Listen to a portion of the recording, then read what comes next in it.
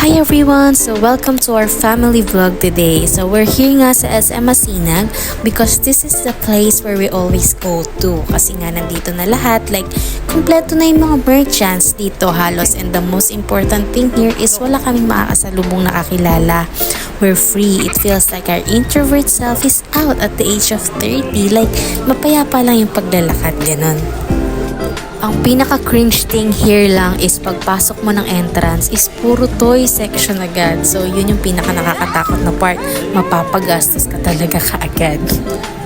Pero good thing naman nga kasi pag sinabi namin na walang magtuturo is wala din naman talagang magtuturo. Like magtatanong nga lang sila kung pwede nga kahit ice cream lang mamaya. O diba? Ganun talaga ang mga bata. At ayun na nga, pagpasok nga namin dito ay sabi ni Mr. Bilhan nga daw sisibiya ng bagong tsinelas kasi nga sobrang masakit na rin yung Barbie sandals niya na nabili namin before pa, mga 2 years ago na. So, kailangan na namin ng bago kasi nga hindi na siya makapaglakad ng maayos. At ito nga yung napili namin, yung parang Crocs style siya, pero hindi siya Crocs na brand. So, mura lang to, nasa 300 pesos lang. Nakitan nga rin ako. So, ito na yung bibilhin namin. Pero mukhang ayaw nga ni Mister kasi nga medyo makulay daw. Gusto niya kasi yung medyo light lang, yung parang mababagayan sa lahat. Ito na nga yung bata, nakakatuwa naman kasi namimili na rin siya ng mga gusto niyang bagay. So at the age of 2 years old, marunong na siyang mamili, 'di ba? So paano pa kaya sa mga susunod na taon? Diyos ko Lord, good luck na lang talaga sa amin. At sabi nga ng papa niya, what if ito na lang kayang pang beach walk na sandals yung bilhin namin kay Seb. Kaso nga ayaw ng batang maliit. Gusto niya talaga yung colorful.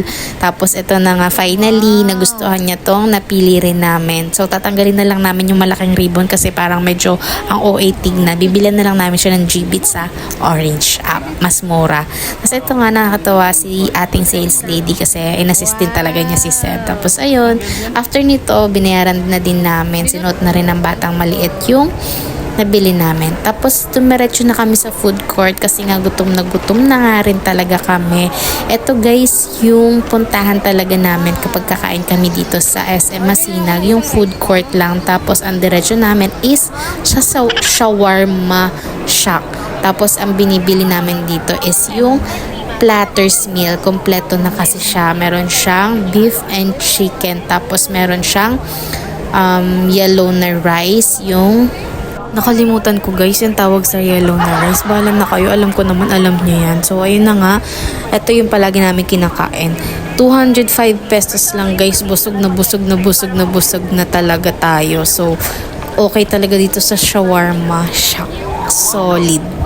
Tapos ayun na nga, kumain na nga rin kami dito. Tapos tinatago lang namin dyan yung soft drink sa batang maliit. Kasi nga pag nakita niya yan, Diyos ko, hindi niya na sa amin yan ibibigay. Talagang uubusin niya. Tapos ayun, isusuka niya lang din. Kasi nga hindi kaya ng capacity ng tiyan niya. Kaya isusuka niya lang rin. Tapos ayun, dito na tinapos na namin dito yung pagkain namin. Tapos diretso na nga kami dito sa grocery kasi yun talaga yung purpose namin dito, mag-grocery talaga kami kasi nga wala nang stock yung mga bata. Yun lang naman yung bibili namin, yung food talaga nila kasi parang ang empty ng feeling kapag walang nakastock para sa mga bata, kahit onti lang basta meron. Tapos ayun na nga, after namin kumain, dumiretso na nga agad kami sa hypermarket. Dito lang din to sa dulo. Actually, katabi to ng Kids Zona. So, medyo delicate yung part na yun. Kasi pag nakita nila yung Kids Zona, ay nako. Pero yun talaga din sana yung purpose namin. Paglalaroin namin sila. Kaso nga,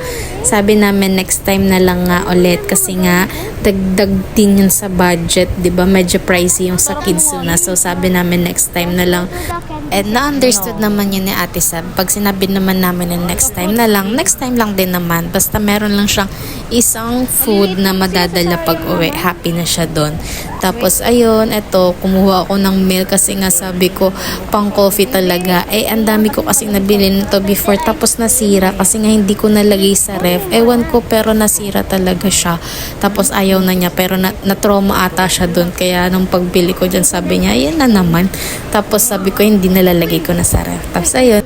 Ewan ko ba, pero ito talaga yung kasayahan ko ever since kahit nang wala pa akong asawa. Basta makapag-grocery ako for family, okay na ako, masaya na ako talaga.